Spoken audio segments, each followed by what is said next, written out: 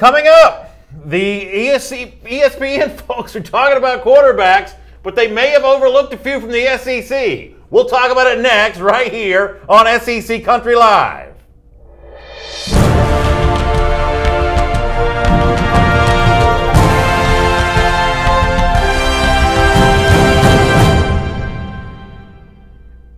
Hello everyone and welcome to SEC Country Live. My name is Brandon Adams, the former Alabama All-American Mike Johnson. A little bit of a technical issue, sorry for the late start, but we're glad to have you with us. We talk about the SEC here and dive into a lot of interesting stuff, including some quarterback stuff off the top here. Yeah, we just wanted to give you guys a scare, just that you knew what it was like without us, and then we're like, hey, we're back. But we didn't want to give you that much of a scare. Nonetheless, we'll talk plenty of SEC here. Item number one on our SEC Country Live First and 10 list. You know, you and I, and the people that watch our show every day, we have talked a lot about the pecking order and the ranking of SEC quarterbacks and which quarterback could arguably be the best in the SEC this season. You've got a guy like, say, Drew Lock, who may be the highest drafted quarterback currently from the crop of the SEC. That could happen for him here. And this spring's upcoming draft, Tua Tagovailoa factors in this conversation. Jake Fromm factors in this conversation. There are probably arguments to be made for other guys. Nick Fitzgerald, maybe. Yeah. This is something we talk about a lot. But what we have not talked about probably as much is how these SEC quarterbacks also kind of factor into the national conversation. Right. And is there a chance that one of the quarterbacks from the SEC, one of the guys that I just mentioned, or maybe somebody else, could then go on to be the top quarterback in the country? Well, let me tell you a group of folks who apparently don't think that's going to happen. ESPN recently had one of those sort of like roundtable writer deals where they all kind of wrote back and forth to each other about who the best quarterback in the country was going to be. Will Grier, the former Florida quarterback's name comes up at West Virginia. Trace McSorley from Penn State's name comes up here. You got Justin Herbert, Haber, however you want to say his name, from up in North. The truth is, I still don't know. I don't stay up that late to watch these Oregon games. The point is, you know, you got the Oregon kid, McSorley, Will Grier, but no names from the SEC here. Is there no legitimate candidate from the SEC to be the nation's top quarterback? Right. I think there is, and I think there will be. And I think any SEC fan out there looks at their starting quarterback this year and says, boy, by the year's end, this guy's going to be being talked about. There's not a lot of schools in the SEC you don't think that, honestly, especially Georgia. I know South Carolina fans feel that way. You mentioned Nick Fitzgerald. Even a guy like Joe Burrow down at LSU, you think in the right situation could really prosper inside that offense. The best quarterback in the country. But I'm saying, like, I know that the LSU fans are thinking that way, thinking, boy, you know, Steve Ensminger coming together with this offensive line, this wide receiver core, could be great by the end of the year. My only point is this. These guys were all asked in this entire panel on ESPN who they thought the best quarterback in the country was. It's almost like putting in a Heisman Trophy vote. Do I think the Heisman Trophy vote needs to go to Tua or Jake Fromm or Nick Fitzgerald or Jake Bentley right now? No. So I'm okay with nobody being really mentioned in the same breath with some of those other top quarterbacks. Now, when the end of the year comes, do I think that Trace McSorley is going to be up there? No, I don't. Do I think that Justin Herbert's going to be there? I'm not a big fan of Mario Cristobal as a head coach. And so I think that list begins to dwindle as SEC teams start to win and start to really make their presence known nationally. Then yes, I think those guys will climb the ranks. Jason Deerline in our Facebook comments section mentioning Jake Bentley if his offensive line is any good. John Wilson talking about Jake Fromm. Jimmy Locke talking about Nick Fitzgerald from Mississippi State. And I guess that's the point that I'm getting to here. And you took it to the Heisman place, and I almost don't want to go there. I almost don't want to go to Heisman. I don't want to go to top quarterback drafted. I just want to go to, like, best quarterback, because there's obviously sort of a little bit different definition once you start getting more specific about where you're drafted or do you get invited to New York City. And I guess my only point is, and yes, goodness gracious, I know I'm an SEC homer. I totally get all that.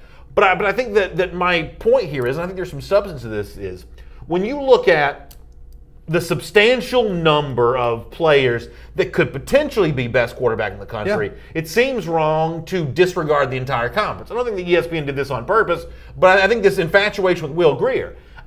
I'm not trading these SEC quarterbacks for Will Grier. I'm not trading Jake Fromm for Will Grier. I'm not trading Tua Tagovailoa for Will Grier, and I'm not trading Drew Lock, I don't know. I'm definitely not trading the two championship quarterbacks, the national Tua and the SEC quarterback Fromm, because here's the thing about Grier.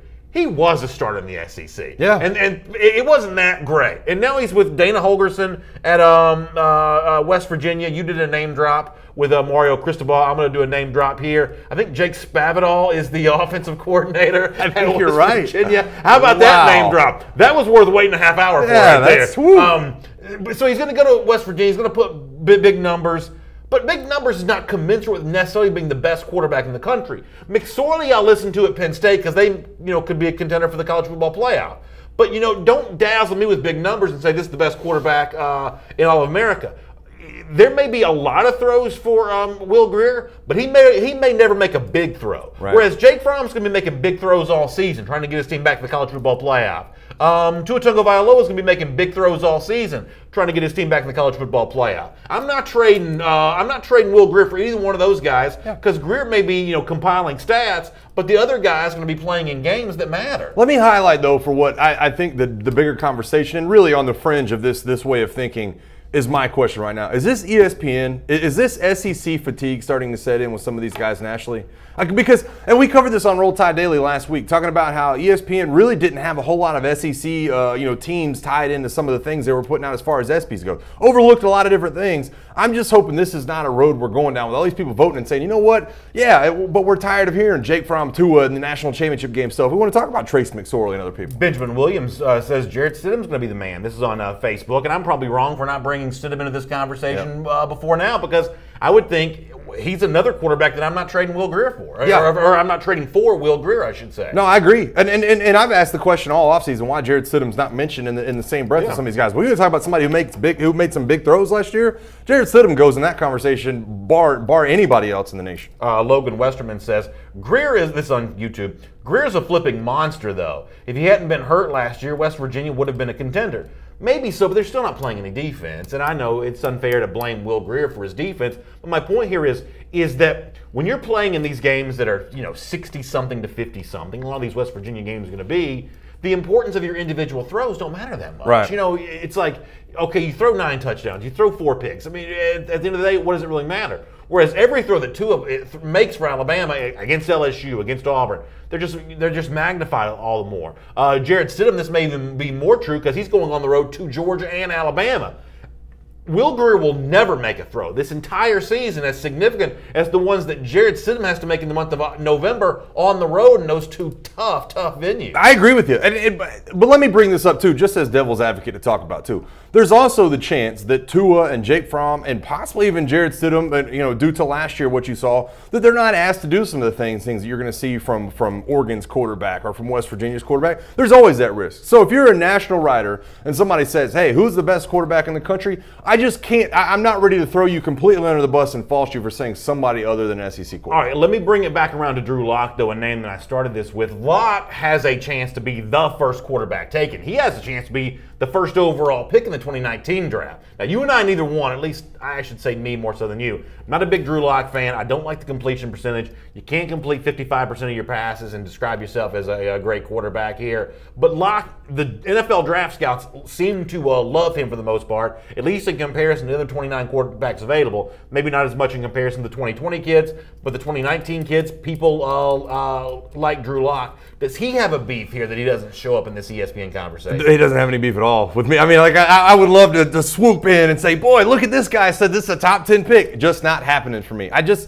And I love some of the things that Drew Lock brings to the table. And I think nationally, when you look at him and what he does, I think he's special. I think for what he's been asked to do, he's special. But Derek Dooley, I think Barry Odom's fired by the end of the year. I think Drew Lock's kind of completion percentage kind of dwindles a little bit. Probably have even more interceptions thrown in there. I don't think his beef stands up there with some of the other SEC quarterbacks, in my opinion. I think our buddy Shannon Burgess on YouTube is checking in from the beach. Shannon, that's some nice stuff. First of all, appreciate you watching us while you're on vacation, and we're obviously all very jealous of you for being at the beach. But speaking of Drew Lock here for a moment, and the idea that maybe he's got some criticism mounting against him here, and some critics to vanquish here in 2018. He was actually recently on Golick and Wingo. That's the new morning show there on the radio for ESPN, and he talked about that subject. Doubters of him when it comes to the draft, or doubters of him when it comes to quarterbacks around the country here for 2018. I think Drew Lock's got a pretty interesting plan in place to answer that criticism here this season. Take a listen to this. There's a lot of people that doubt what I can do on the field, and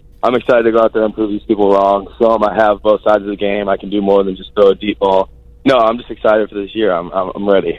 This year I'm going to prove that I can throw the intermediate routes and play smart football. I'll be able to check it down. I'm going to be the most efficient quarterback. I'm going to up my completion percentage that everyone freaked out about last year. It's going to be interesting. I got a lot of tools around me right now. They're going to be ready to go. We're going to be ready to go. Derek Dooley's going to call a great game every single Saturday. It's going to be fun. I think that's really interesting from Greer there. And what's interesting to me is, I mean, clearly, look, it's tough to do a national radio interview. It's tough to kind of go out there and talk about things like that. But there's an element of what he says there that sounds really rehearsed. The fact that he mentions Derek Dooley in the rehearsed part kind of makes me a bit nervous if I'm a Missouri fan. You know, he's trying to check every box there. You know, for his sake, I hope he gets a chance to go out and prove that. But pretty clearly, he feels like there's some criticism he needs to answer for here in 2018. Yeah, and listen, there's going to be criticism for all of them. There's going to be criticism coming, talking about SEC quarterbacks, especially when you're mentioning the same breath and somebody's asked to give the #1 quarterback in the country. I mean, anytime you're answering criticisms in terms of that, you got to go out and play your own game, though. And I'm hoping that's what he's able to do this year. I hope there's not handcuffs put on what they're trying to do. I hope this is not, him trying to say, oh, look what I can do, look how far I can throw the ball. Play within the system, and hopefully the wins will come to him. A lot of folks weighing in on the quarterback conversation on Facebook Live as well. We'll continue to take your Facebook comments, your YouTube comments here today on SEC Country Live. For now, though, let's move on to item number 2 here on our SEC Country Live first and 10 list. And speaking of criticism of quarterbacks, let's talk about some of those right now. Mike Detillier is a longtime college football analyst, and he goes on the Swain event, which is a radio show, pretty big radio show in Knoxville, Tennessee. Jason Swain is the host, a former Tennessee wide receiver. Obviously, one of the big topics on the minds of a lot of Vols fans is the state of their quarterback competition here. We saw a lot of Jared Garantano back during the spring competing against Will McBride. I think it's probably safe to say that neither of those two quarterbacks probably distinguished themselves during the spring. And we think we're awaiting the arrival of Keller Christ here for a practice coming up in August. I believe that Christ will eventually become the starter. You're a little more skeptical of Christ than that. Maybe some reason for skepticism here, though, when you weigh in or you listen to Mike Detillier weighing in from the Jason Swain radio program known as the Swain event. It seems like what Detillier has seen from Keller Christ, he's not too excited about it. If you're a Vols fan, how does this make you feel? Take a listen. He's a dink and dunk guy. He's a guy that likes the short intermediate throws. It's something that's part of his game from his high school days on to Stanford. That's what he does the best, the short work. You could understand why, having been immersed in Stanford's offense, which, is based a lot on the running game, to be honest. And it's a lot having to do with throwing the football out to the tight end short and to the running backs out in the flat. What he's got to get better at is the intermediate part of the game, that 11 and beyond yard pass and hitting that. Now, that is a little bit having to do with some protection because the longer you're going to run that route, the longer that throw is going to come out. His betterment's going to be on the intermediate to longer routes. So I think it's really interesting. Detillier weighing in, and Michael Hall in the Facebook comment section says, hey, Mike Detillier knows his stuff. Don't doubt him. So at least one person in our viewing audience, a big believer in what Detillier has to say here, calling him a dink and dunk guy, saying at Stanford, in an offense that's built around the running game, there's a lot of fake handoffs and dump-offs to tight ends, dump-offs to other running backs, a lot of short throws. But it's those intermediate throws that that Keller Christ is going to have to be able to prove that he can make at Tennessee. And the issue there is the suspect offensive line that may not give you enough time to make those throws. Yes. What does all this mean to you? Where does all this land with you? I'm so glad you brought that up, too, because that's where I was getting ready to hammer. And I'm sure that, listen, Jeremy Pruitt and Tyson Hilton, they want to get an offensive line that's good.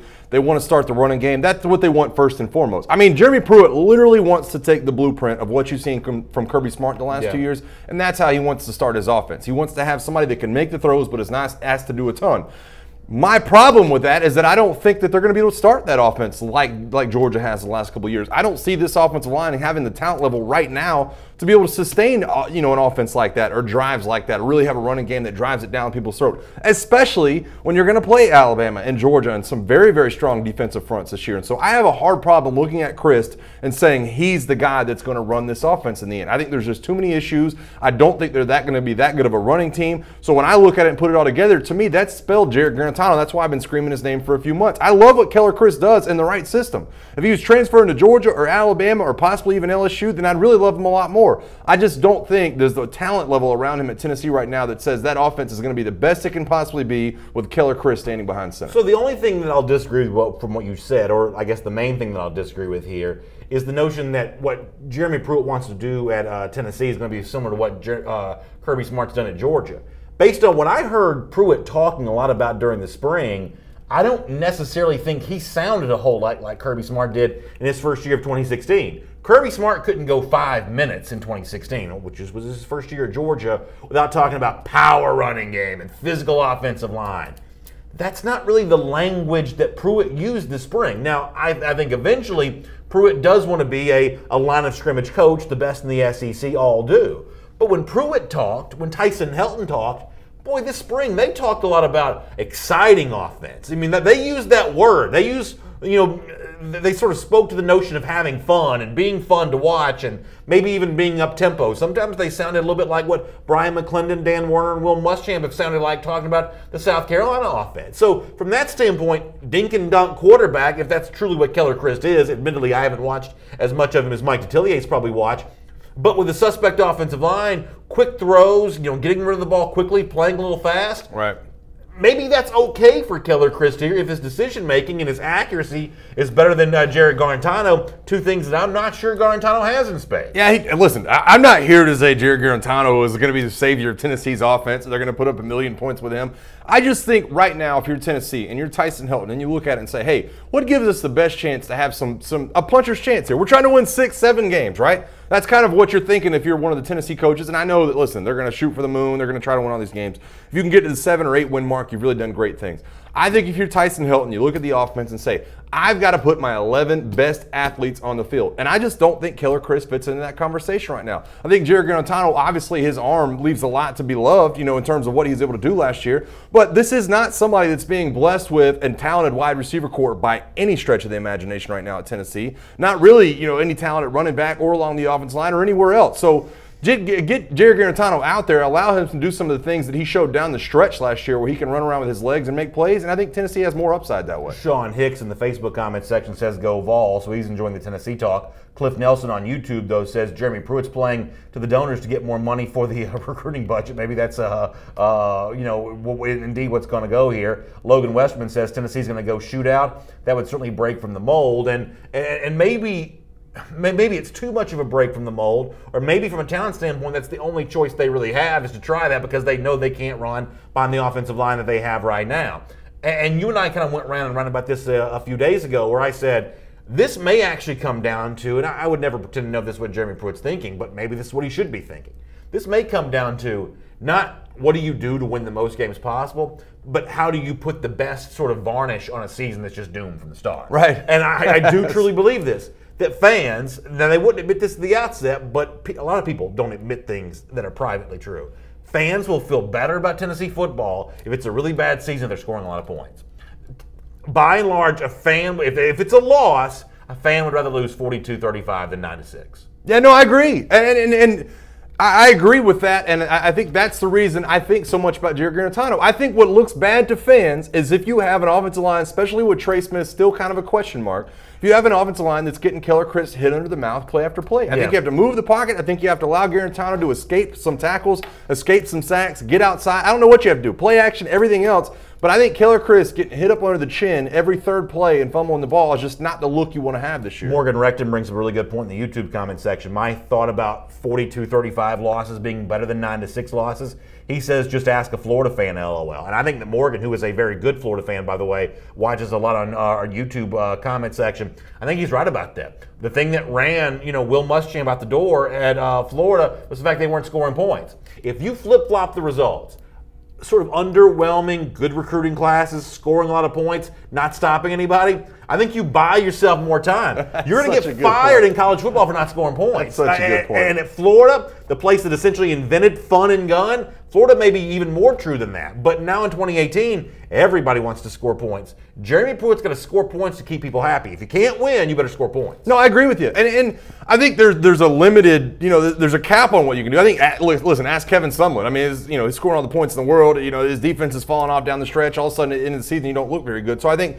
there is a limit to it. But I completely agree with that. That if you can start putting up touchdowns and make the flashiness and maybe even throw some turnovers in there, which I think makes fans really happy when you get some pick sixes and some special teams magic going on in there. But I think there is a cap on it.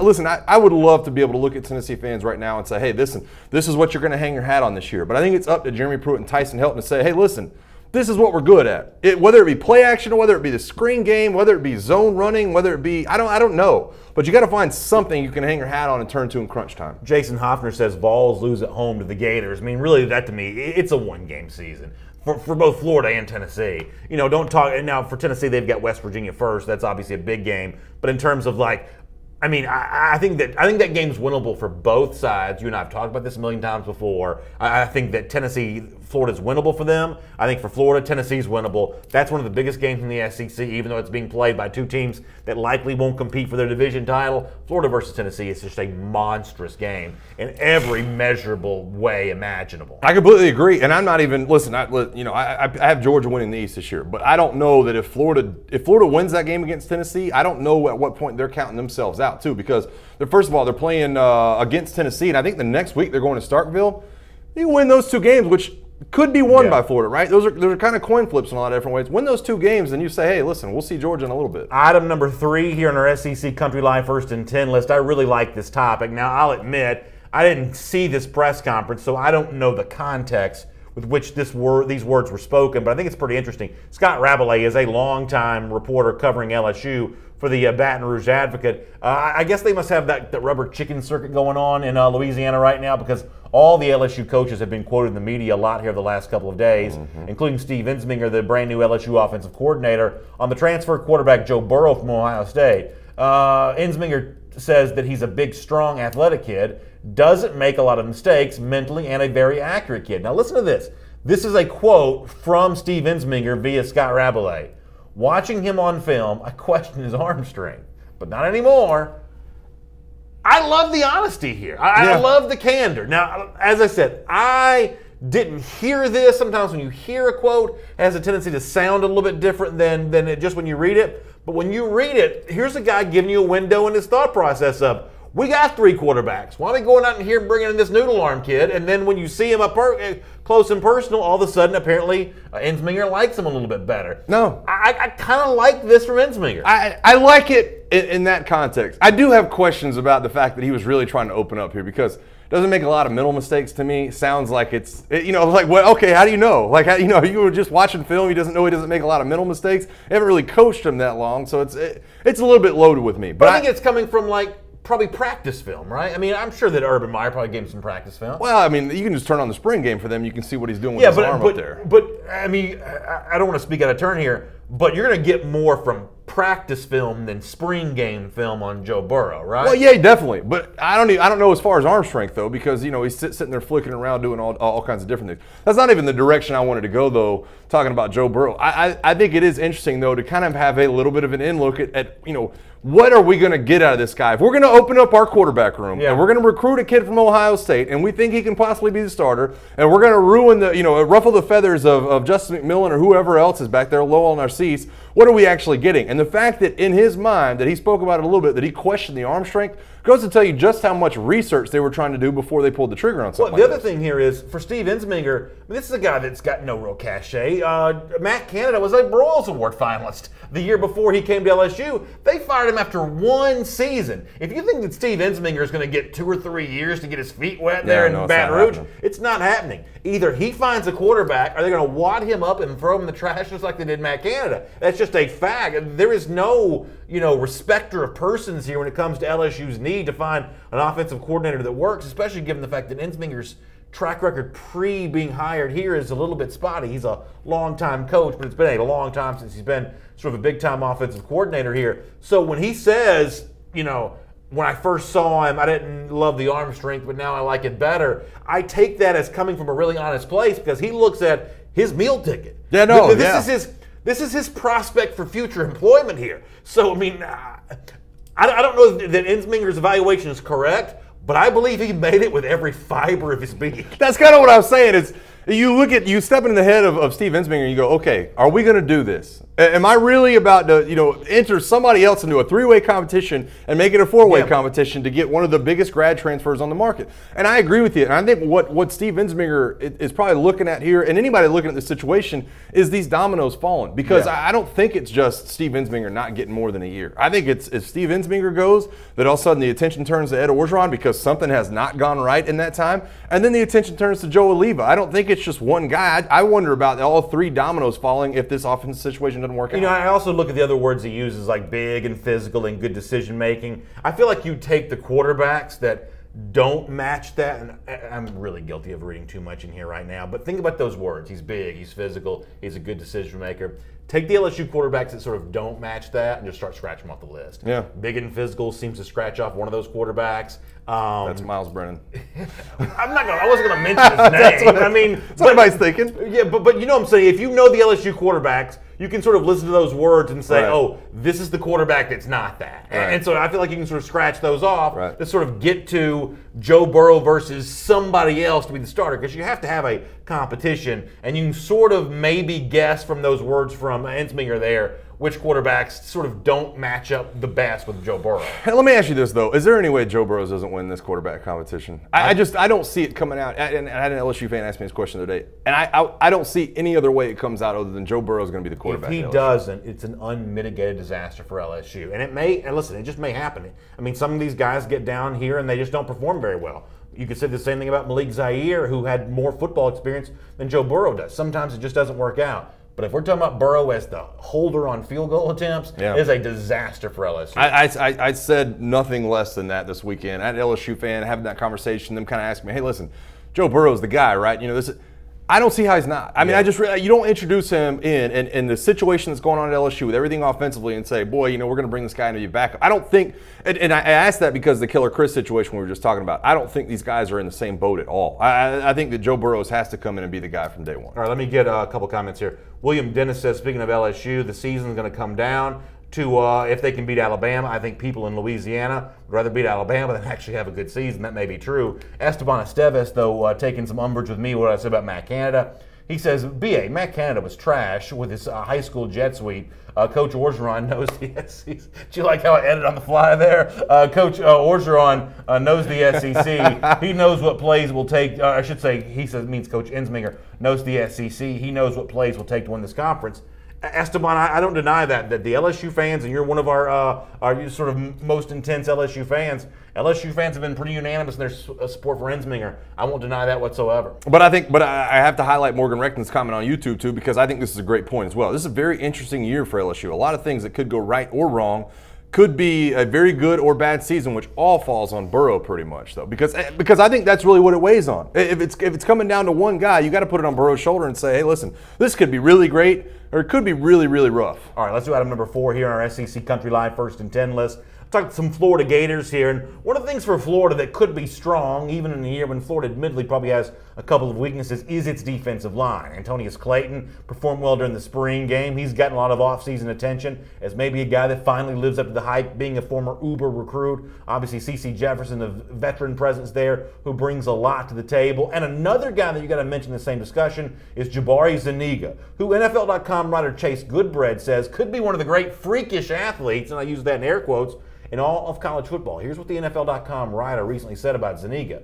The Gators' gifted pass rusher carries just listen, this is pretty interesting, 7.9% body fat on a 260-pound frame for Florida, which is roughly what a typical fitness model reportedly carries. His quickness and agility are way beyond typical for a player his size, evidenced by his 4.12 20-yard shuttle. It's the best 20-yard shuttle among edge rushers at the Combine. That would be right there with the very best, or better than the best, the Combine from this past year. And the 6.97 3-cone time. Other Combine measurables on Zuniga include a 9.11 broad jump and 27 reps of 225 pounds on the bench press. That is a lot of athleticism from Jabari Zuniga. I don't really understand half those numbers. What does this mean for you? It means a ton, and honestly, the body fat percentage is what's the most incredible part of that entire number. It was 7.9%. Yeah.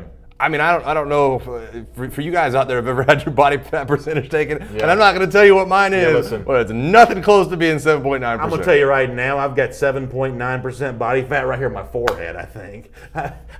I think I can probably pinch 7.9% right here on the forehead. That's the most incredible part. But then you do add up the other numbers, and they mentioned, I think 619 or whatever would have been the 20-yard shuttle. Those are hard drills, man, and that's all change of direction. That's all leverage. That's all staying low to the ground. To me, that says, and especially when you talk about the system, and especially talk about the fact that he's going to be rushing opposite of a C.C. Jefferson that should take a lot of the slide protections. That says big year to me, Yeah. man. It really just does. That's a double-digit sack year if that guy really is as good a football player. Not just, looks like Tarzan, plays like Jane. Like, if you really are that good, that's going to be a big year. Well, the one thing that Jabari Zuniga believes is not only does he have a chance of having a very big year for Florida, he thinks that Florida defensive line altogether could have a big year. Now, he would also point out they were saying some of the same kind of stuff before 2017, but the fact of the matter is that ends up being even more motivation to do that in 2018. Here is what Zuniga said about himself and the rest of his defensive line compadres back during the spring. Take a listen. So it's going to be tough to throw and run, I'm looking at a top 10 defense. So we have a lot of potential. We just got to keep working. Real diverse with a lot of blitzes. We're just doing a lot of stuff. Me personally, I feel like I left a lot of stuff on the table, you know what I'm saying? And the defense did too, Being blown out by Missouri and Georgia, that really didn't sit well with us, so we definitely have a chip on the shoulder. Joshua Rogers in our YouTube comment section says Florida has a sneaky good defensive line, and I think it may even be better than sneaky good. It may just be, flat out, black and white good. For a fact that I'm not particularly high on Florida this season. I won't pretend to be otherwise here, but I do think that they have a pretty clear identity, and they do have one thing that I think is going to be really tough for other programs they face to deal with. It may end up being defensive secondary too, but for right now, the thing I feel like I know the most about is that defensive line. Zuniga, I do think, probably has a pretty good season. Antonius Clayton, I expect more statistical productivity, more time on the field than he's had previous in his Florida career. C.C. Jefferson's obviously what he is.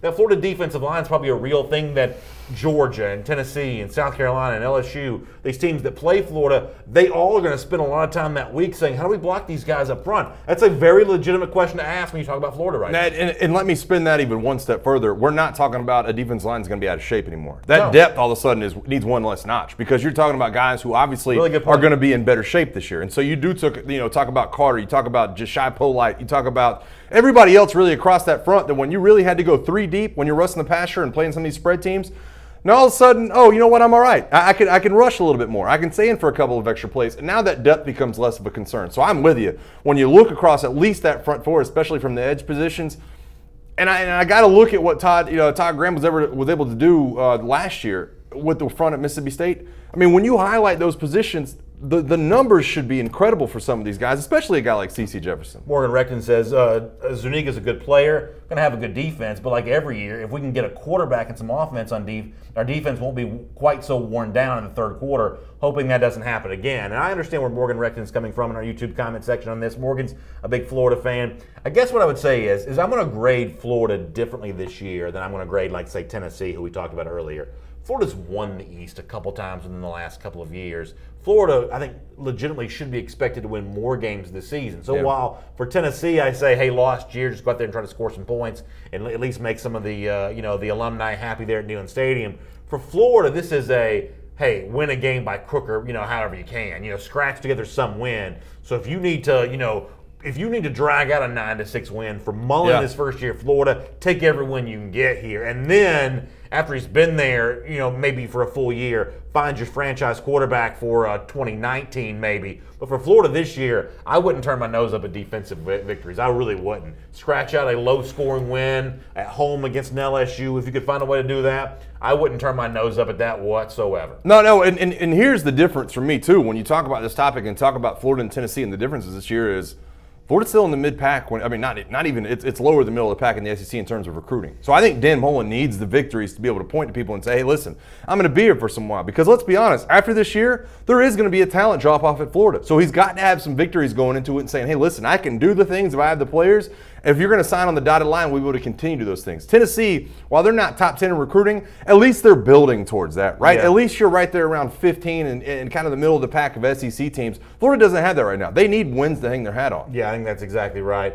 All right, let's move on here. Item number 5 on our SEC Country Live, 1st and 10. Now, speaking of Florida, what they do have in terms of former elite recruits like Jabari Zuniga, Antonius Clayton that I just mentioned. One writer, though, for Florida who covers the Florida Gators for GatorCountry.com, whose name is David Wunderlich, points out that while Florida has a couple of those elite recruits, maybe not enough overall. Maybe the same thing can be said for some of the other would-be contenders to Georgia in the SEC East. I thought this was really a fascinating sort of collection of data from David Wunderlich here, which really speaks to the disparity that currently exists in this division right now. Take a look at former 5-star recruits on SEC East rosters.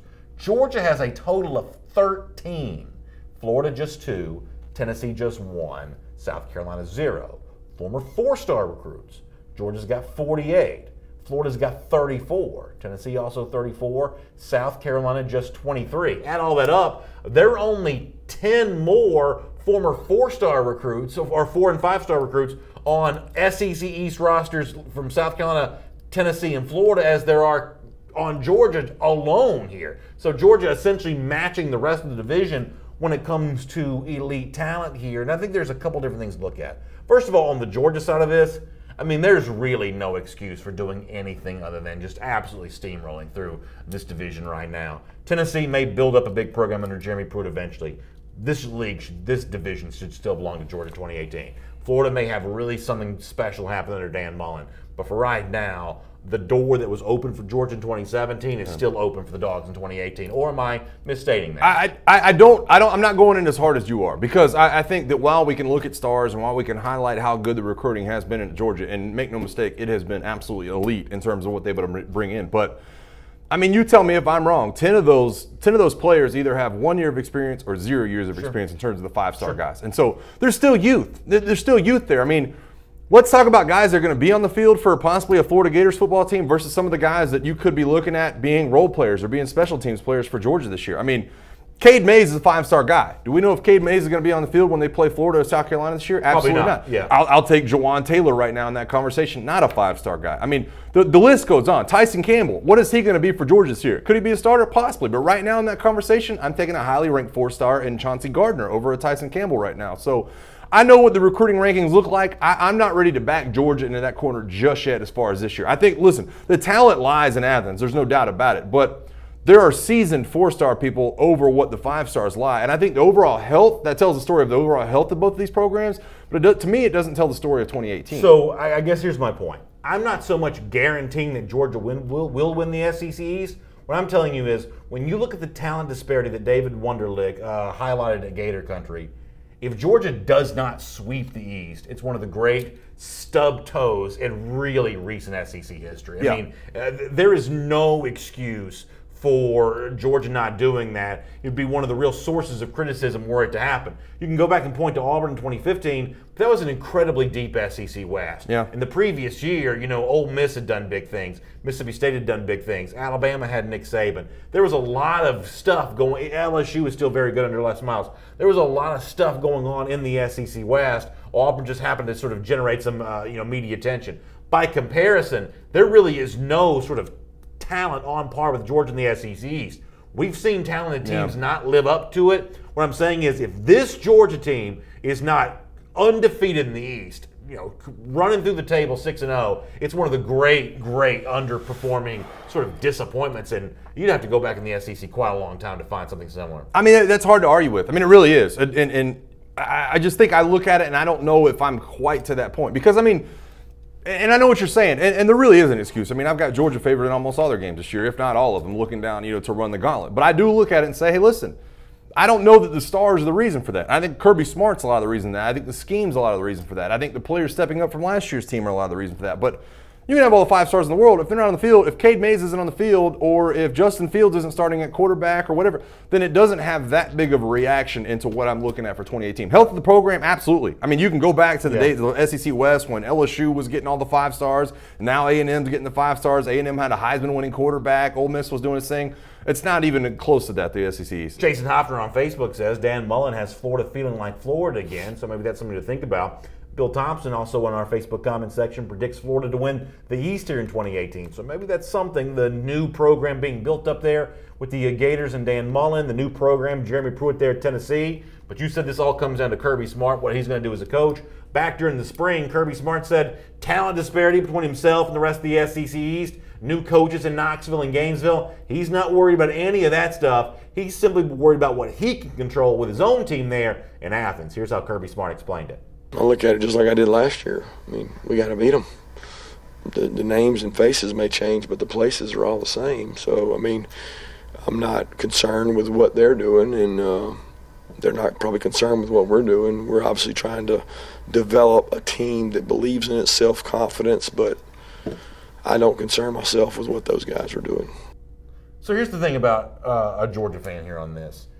I think Georgia fans are comfortable with Kirby Smart in this role. The role of heavy favorite in the division, the role of having to match and live up to the expectations from a year ago. No guarantee that it's going to work out, but you hear the sort of no-nonsense approach that Kirby Smart's taking to this. I think that he knows that stockpiling talent's the way to have that success, but at the same time, it's what you do once those guys get on campus that really matters. And I think that Georgia fans right now have a strong sense of confidence in Kirby Smart's mindset and mentality to sort of approach a season in which I just said it's an unmitigated disaster if Georgia were to do anything other than go undefeated in this division. Yeah, no, and it should be. And it comes down to, and it's not just, listen, it's not just Kirby either. I mean, Sam Pittman brings a lot of that along with him. When you look at the offense and what he's able to do, and really the shape he's been able to whip this offense into to where they can put the pedal down when needed, that to me gives you that kind of swagger. And it gives you that swagger not only as a fan but as a football player. When you look at it and say, hey, listen, this is what we do well. It goes back to what I was saying about Tennessee a minute ago. Find something you can hang your hat on. And right now, Sam Pittman, that offensive line and that running game, that's something you can hang your hat on at Georgia for the years to come. Yeah, Enrique Murillo on the YouTube comment section weighing in on Georgia says the offense is just too strong for LSU, and I'm sure he means anybody else to match it. Doesn't matter how strong the LSU defense is going to be. Georgia's going to have an equally strong defense by the time they face each other. So Enrique taking this beyond just the SEC East comparisons we were just making. Enrique, a Georgia fan, feeling pretty confident about that road game in the SEC West as well. Speaking of the SEC West, let's do item number 6 here on our SEC Country Live First and 10 list. And Alabama fans had an opportunity to whet their appetite for the future this weekend in Frisco, Texas at the opening, which is the big recruiting event that takes place every year. It has been in Oregon a lot in the past. In Texas, the Dallas Cowboys complex here this year. And the Elite 11 quarterbacks take place and a part of this also. And we saw Talia Tagovailoa, one of the Elite 11 quarterbacks for 2019, and an Alabama commit show off by winning the long toss throwing competition. Then we have a little bit of video here of Talia Tagovailoa making the big throw here, showing off the arm strength. How about this from Talia Tagovailoa here? What does it go about? 66 yards through the air here to land. Obviously shades of his brother Tua Tagovailoa, and maybe another reason for Alabama fans to be excited about the quarterback of the future. I don't think there's any doubt about it. And everybody's been talking about recently. Talia took a visit up to Knoxville a couple of weeks ago. It's been a lot of the talking point for Alabama fans. But if Talia does land in Tuscaloosa and does whoever the quarterback is at that time, I guess it has to be Tua if Talia is coming. You should feel very good about it. I mean, this is a guy who June Jones has gone on record as saying he thinks Talia is better than Tua. He saw both of them play over in Hawaii for a number of years. There's nothing bad to be able to say about it. Now, I don't think the long throw there is just kind of icing on the cake in terms of what he can do at the quarterback position. I remember watching Vince Young like a few years ago when he was like going to the NFL. Like, there was like 72 yards. It was like, man, that's impressive. I don't know what that really gets you, but that makes you see that he's a freak for sure. But throws like the one that Tagovailoa makes there, and one of the reasons why people do like his profile as a player, including Barton Simmons from CBS Sports, which we talked about on this show a couple of weeks ago. How all these quarterbacks in sort of concert sort of compare to the rest of college football. The ones currently on the Crimson Tide roster, Paul Tyson, who's also coming in for the class of 2019, and Talia Tagovailoa. Simmons writes, when Tagovailoa, he means Tua in this case, wins the starting job, he's going to emerge as one of the college football's best quarterback talents, and he's around for at least one more season. This also makes Hurts the most accomplished backup in college football. Even if Hurts transfers after this season, Jones going to give, that's Mac Jones, by the way, going to give Alabama solid depth in 2019 and beyond. So too will Tua's little brother Talia, a 2019 Tide commit. So it sounds like Barton Simmons right there feels like that the Alabama quarterback situation is in really strong shape. When you look at the guys currently on the roster, Jones and Tua and Jalen Hurts, the guys who are coming in, Paul Tyson was part of the Rivals event this past weekend, and Talia Tagovailoa there in Frisco, Texas there. Are you as high on the Alabama quarterback situation now and moving forward as some of the analysts seem to be? I definitely am, and it's almost foreign territory for a lot of Alabama fans because this is Alabama's quarterback room historically, especially under Nick Saban, hasn't always been the biggest strength. I mean, there's always been questions, it seems like, especially for the last 4 years going into the season. It's, well, who's going to be the quarterback? They moved Blake Sims back over from running back to start a quarterback under Lane Kiffin. Jake Coker could not take the starting job in a 2014. It's just, as everything goes and everything continues to turn, I think Bama fans are just happy to have some quality talent in that room. It doesn't matter what they do. It doesn't matter if they ever win a Heisman Trophy. Just to have the quality talent there is big. I agree with you on that. G. Grace in our YouTube comment section says, Bama is solid at quarterback for 6 years. And I think it's that time frame, however long, this sort of solid play at quarterback continues for Alabama. I think that's going to go a long way towards determining how long Nick Saban stays at this job. Because I don't care how old you're getting, as long as you've got good quarterback play and good recruiting, you can sort of sit back and just watch the grass grow at that point in time. You've planted all these trees, just let them kind of flower up and blossom and bloom.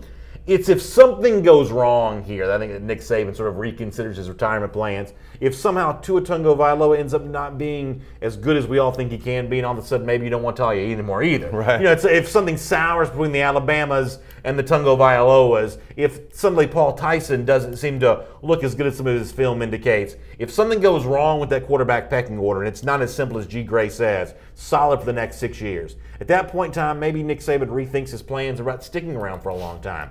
But absent that, if you do have this nice little, trajectory of you go from Tua to Talia, you got Paul Tyson, you got Mac Jones, you got maybe a little bit more of a Jalen Hurts maybe. As long as you've got that, why would a coach leave? No, I know, and that's the biggest thing. And I think that's easier said than done. I think looking at guys like that and having the offense to where, you don't even need the great quarterbacks like Nick Saban's had for a while. Listen, we highlighted a couple of weeks ago, Joe Pendry's leaving the Alabama, kind of staff. All of a sudden he's stepping somewhere else, doing different things.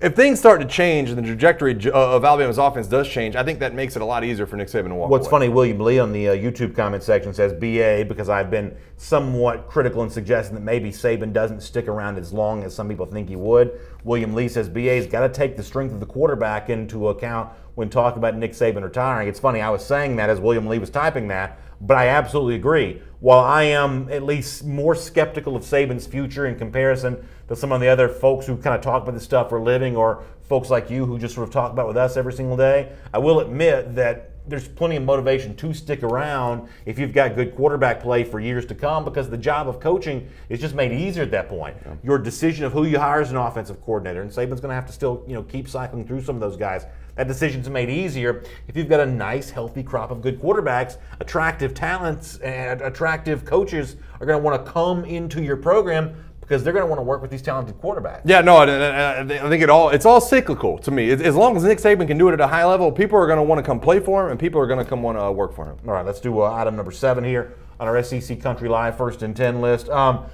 Andy Staples at Sports Illustrated had a really interesting profile of Texas A&M coach Jimbo Fisher, and ultimately the decision why he left Florida State and go to Texas A&M. And let me see if I can sort of sum this up appropriately. So obviously Fisher gets a big raise to go to Texas A&M, but according to what Staples writes, the raise represented to Fisher a chance to sort of get away from a Florida State program that had been sort of counting pennies and pinching purse strings, to use an alliteration, pinching purse strings for kind of a long time there. And ultimately, that's what sort of sells Fisher on Texas A&M, the fact that it's going to be a more aggressive, a little bit more liberal with the finances, and give Fisher a chance to have kind of an easy go at doing financially what he thinks a football program needs in a way that Florida State was just not willing to provide. There was so many good things inside of that story, and to be able to read through it and really get a better grip on the situation that Jimbo Fisher found himself in, there was so much insight. I mean, I didn't realize the financial situation at Florida State to where they have something called Seminole Booster Incorporated. Yeah. And really the CEO of that group has more power than the AD really down at Florida State. And Jimbo Fisher was saying, hey, listen,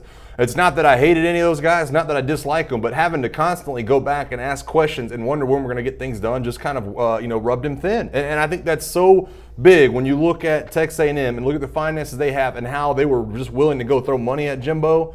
That spoke very, very highly of him. So here's the one thing I will say, though. You can't buy a national championship. You just can't. Now, programs that win spend a lot of money, but it's almost like the money seems to come after the fact more so than because of the fact. It's not like you say, okay, we're going to start spending a whole bunch of money and we're going to just start raising up national championships. If it was that easy, everybody would do it. Now, I'm not going to tell you it's going to be wrong for A&M to spend money. If you can spend money on a coach like Jimbo Fisher, I think you could do it. But this notion that we're also going to have the shiniest facilities and the biggest scoreboard and all the other things a lot of these programs want to spend money on because that's what they've been told that recruits like. Recruits like relationships with coaches that seem to have their back. That's what wins with recruiting. So I think it's great that A&M has spent this money to bring in Jimbo Fisher. But this notion that now he's at a place that's willing to open up the checkbook and start spending, it's not that easy in college football. And I say that as a person whose own favorite program, Georgia, gets criticized sometimes for not spending enough money. You don't ever hear me sort of complaining about that quite as much because I don't think the line from let me spend a whole bunch of money to let me win a national championship is as straight and as unencumbered as some people think that it is. Well, I think Andy Staples did a great job, too, when he brought that up. And he brought up the fact that, well, I don't know, this could be 40 years ago. I think it was in the late 70s. They tried to go hire Bo Schembechler. And then the next day it was Bo said no, so they went and hired Jackie Sherrill. And the question on the newspaper, as Andy Staples put it, was, can Texas A&M buy respect? And he said, the short answer is no. They couldn't. Jackie Sherrill had a great snippet of that. Jackie Sherrill had a couple of great years. Then he had to leave under a bunch of scrutiny for some of the things that happened in there. And they tried to go that route. And Texas A&M has tried to go that route at times. I think the great combination, though, and he mentions the fact, listen, if you're going to go out and hire a national championship winning coach, there was only 4 guys to go after. Nick Saban wasn't leaving Alabama, Urban Meyer wasn't leaving Ohio State, and Dabo Swinney was not leaving Clemson. So Jimbo Fisher, to be able to talk to him and get him on board, big deal. Jamie Blanton says, we all know that A&M told, he calls him Bimbo instead of Jimbo, that he didn't have to coach against Dabo anymore. No other reason he left the conference he owned until Dabo Swinney came along. This is one of those moments where I am going to defend Jimbo Fisher a little bit, though. When you do have Clemson that's building its big football-only facility, and you're competing and recruiting at Florida State with Alabama and Auburn and programs like that. Florida, Florida not always the most, sort of like financially aggressive program, but when you're competing against these programs that are, including Clemson, your own conference, it's hard to do that year after year if you're not at least keeping pace. So from that standpoint, I'm going to talk out of both sides of my mouth and at least defend Jimbo Fisher a bit on that. But the idea that you can do the opposite and just sort of spin your way to a championship, it really doesn't work that much in professional sports, and it certainly doesn't work in college sports the way that we want to sometimes act like it's just that easy. Yeah, there's no doubt about it. And I honestly, I enjoyed reading the article, too, because it was kind of memory lane from the fall, wasn't it? It was like talking about the Christmas tree out there on the curb, talking about the pork or brisket comments. I mean, it was interesting to read for sure. All right, item number 8 here on our SEC Country Live First and 10 list. You may remember, speaking of memory lane, let's go back to National Signing Day in February. Alabama did not do a couple things there in February that we thought they might do. One of those things was add a quarterback for the 2018 class. And one of the things that Alabama coach Nick Saban explained at the time is that just because they didn't have a quarterback as a part of that signing class doesn't mean they didn't have a chance to add quarterbacks before all was said and done. In fact, here was Saban saying, we may still be looking for a guy. Listen to this as a way to set up where we're going next. Here's Saban. I think that we'll probably have a quarterback join us some kind of way between now and then, which I don't think I can comment about. But look, when you have really good young players at a position, sometimes it's hard to attract another guy at that particular position. So I think you all know our circumstance at quarterback right now with the players that we have here and what grade they're in and how much more eligibility they have. So rather than reach for somebody, we would rather try to solve the issue maybe a different way with maybe a more experienced guy down the road. And, certainly think that next year we might be in a position to get a really good player at that position who could be someone who could impact us in the future. So that's Nick Saban talking about adding a potential graduate transfer quarterback. And the guy that Alabama apparently had targeted for a while was Gardner Minshew, who's a graduate transfer from East Carolina, who at one point in time looked like he was on his way to Alabama before choosing Washington State instead. Well, he was at the Manning Passing Academy last week in Louisiana. A reporter from AL.com, Matt Zenitz, caught up with him to talk about why it was he chose Wazoo over the Crimson Tide. Here's what Gardner Minshew told AL.com about that. That really, he says, this was the first time in our, that's Dave Aranda, but what Gardner Minshew talked about was that he wanted to be a coach. He wanted to, do that one day. But essentially, the tug and the pull to go be a part of the Washington State program, maybe achieve a couple more stats as a player, that ended up being more attractive to him. And I kind of find this interesting because this is one of those things of what do you want most versus what do you want now. Minshew wants to be a coach one day, and being the third string or fourth string quarterback at Alabama, depending on who transfers, who leaves that program, sets you up for that pretty well. We've seen a lot of guys, Schottenheimer, people like that kind of do that over time, go be a backup quarterback somewhere, learn the ropes from a really good coaching staff. But, you can go to Washington State, you might get a chance to play, you might get a chance to put up some stats, you might get an opportunity to do that kind of stuff. Do you think that Minshew made the right choice here? I do, and it pains me to say that, but the kid made the right choice. Yeah. If you're not 100% to where, hey, I'm done playing ball, I'm ready to turn my attention, then you're not going to go be a third-string quarterback somewhere on purpose, right? He talks about the fact that he called Bama the Harvard for coaches kind of thing. Hey, I was going to go get in that program and be a part of a coaching staff. I really want to be a coach in the end, but if you're not ready to turn that corner and you still think that your arm can do some things and your legs can do some things, then go chase your dream by all means. I mean, I think it was clear at Alabama that he was being sold on being a third-string quarterback and a guy who kind of develop as a coach somewhere down the road. So I don't fault him at all, and I think he made the right decision. Now, if he was trying to get after a ring, if that was his goal, then probably not the right decision. But going and playing for a Mike Leach offense and being able to air things out in the Pac-12, and you still think you're a pretty good quarterback and can possibly win a starting job, I have no problem with it. So let me be more serious than I probably need to be on this topic for like 2 seconds. I feel like that one of the things that I sometimes dislike about college football is that we don't do enough to cultivate future coaches. One of the things that we end up seeing is a lot of sort of coaches' sons become coaches themselves because coaching can be sort of a hard profession to break into. If you're not playing in the NFL, if you're not going to play in the NFL, but you want to stick around football, learning how to be a coach while you're still a player is probably the smartest thing you could do. And yet no one seems to be around sometimes to tell these kids, hey, I've seen you, you're not going to make the NFL, but if you want to stick around football, how about you learn how to be a coach? Right. I feel like that's a pretty smart thing for an adult to say in one of these college kids' lives.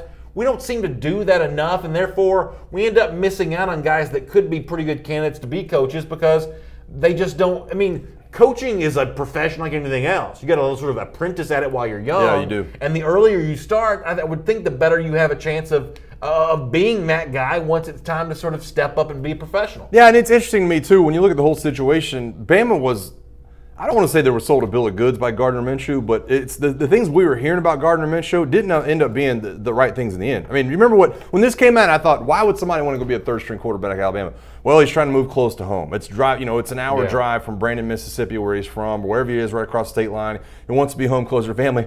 All of a sudden, he lands in the Pac-12. Right. It's like, hey, if that's what you want to do, fine. But evidently, that was not the route he ended up choosing. So it's hard to judge. What you're saying is an entity told another entity what it wanted to hear for a brief period of time. It's not like Alabama would ever do that. And the shoe was on the other foot. It's not like Alabama would ever do that to anybody in the recruiting. Yeah, the recruiting world, that doesn't happen. Item number 9, SEC Country Line, 1st and 10 list. I talked before about LSU coaches speaking to the media. Dave Aranda also talking to the media here a bit as well, catching up with NOLA.com to discuss his decision to stick at LSU when he had a chance to go take some of that money from Texas A&M. He talked about a couple things here. He says, this was the first time in our lives the girls, he means his children, especially were pretty vocal about wanting to stay and be where they were right now, and I appreciate that. He goes on to say, I have so much respect for Coach O, he means Ed Orgeron, and I mean that in the way he handles the team. The team loves him. So he talks about his family, he talks about Ed Orgeron and the way that Orgeron handles the team as the reason why he chose to stick around Texas A&M, or I should say LSU, and not go to Texas A&M. And ultimately, I'm not really quite sure where this sits with me here because Aranda is clearly more popular with LSU fans than Orgeron is. Orgeron's pretty popular, but Aranda's got the highest approval rating of anybody no doubt associated with LSU football right now. He has to know this, and he has to understand that. And it's a weird situation, whereas if things go south this season, LSU fans would love to try to find a way to say, let's get rid of everybody else but still keep Dave Aranda, and I just don't know if you can do that or not. No, it's so interesting to me, too, because to me, this opened up my eyes to say you can. To me, when I read this quote and he's talking about how much his daughters have never been outspoken about it, but they really, really like Baton Rouge and want to stay around. They're getting that age where it's, they're making friends and all these things. The first thing that popped in my head was, if he has the opportunity to stay in Baton Rouge, to stay where his family is happy, that's what he's going to do. It doesn't. To me, he talks about how he loves how Ed Orgeron, runs the team, and the team really loves Ed Orgeron. But to me, that family is going to come first, and those daughters are going to come first, and that just opened that window for me. With all due respect to Dave Aranda, who's a brilliant coach, at least seemingly a brilliant coach, his first job is not going to be the LSU job. You don't think so? No, LSU's a bigger job than promoted defensive coordinator. It just is. Unless things just go really, really badly for Ed Orgeron, the LSU job is too big for a promoted defensive coordinator. I don't know. Until this year, the Tennessee job would be too big for a promoted defensive coordinator.